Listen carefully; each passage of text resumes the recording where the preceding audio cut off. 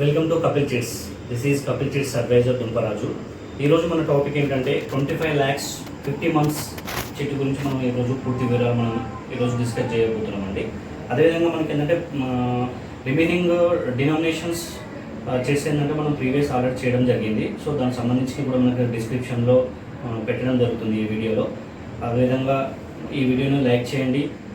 అదేవిధంగా మీ ఫ్రెండ్స్, మీ కొలీగ్స్, మీ ఫ్యామిలీ మెంబర్స్కి ఎవరైనా సరే అంటే ఈ చిట్ ఫండ్ అనేది డీటెయిల్స్ వాళ్ళకి యూజ్ అవుతుంది కాబట్టి వాళ్ళకి ఏంటంటే షేర్ చేయండి. అదేవిధంగా మా ఛానల్ని సబ్స్క్రైబ్ చేయండి. సో డీటెయిల్స్కి వెళ్తే ఏంటంటే మనకి ఈరోజు మన టాపిక్ ఏంటంటే 25 lakhs and 50 months. 25 lakhs 50 months మనకి ఏంటంటే ఫుల్ పేమెంట్ వచ్చేసి మనకు 50,000 పడుతుందండి. ఈ 50,000 ఇంటూ 50 అంటే మీకు ఏంటంటే 50,000 మీరు 50 సార్లు మీరు కడితే మనకి ఏంటంటే 25 లక్షలు అవుతుందండి.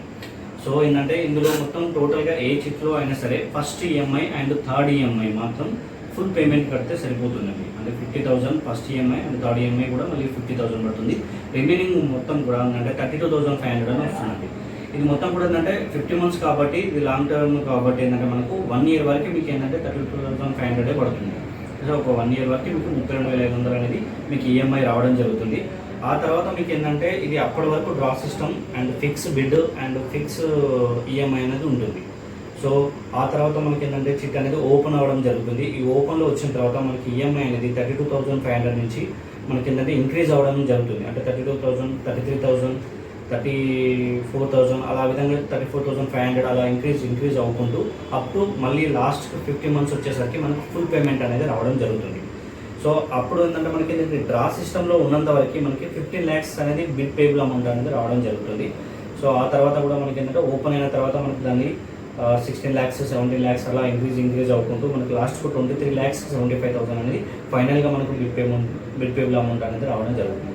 సో ఓవరాల్గా మీరు చూసినట్లయితే యావరేజ్గా మీరు మొత్తం టోటల్ అమౌంట్ మీరు కట్టిన అమౌంట్ మీరు చూసుకున్నట్లయితే మీకు 19 lakhs యావరేజ్గా వస్తుందండి. సో మీకు రావాల్సిందంటే 23,75,000 అంటే యావరేజ్గా మీకు 4 to 5 lakhs అనేది మీకు డివిడెండ్ రావడం జరుగుతుంది 25 lakhs దాంట్లో.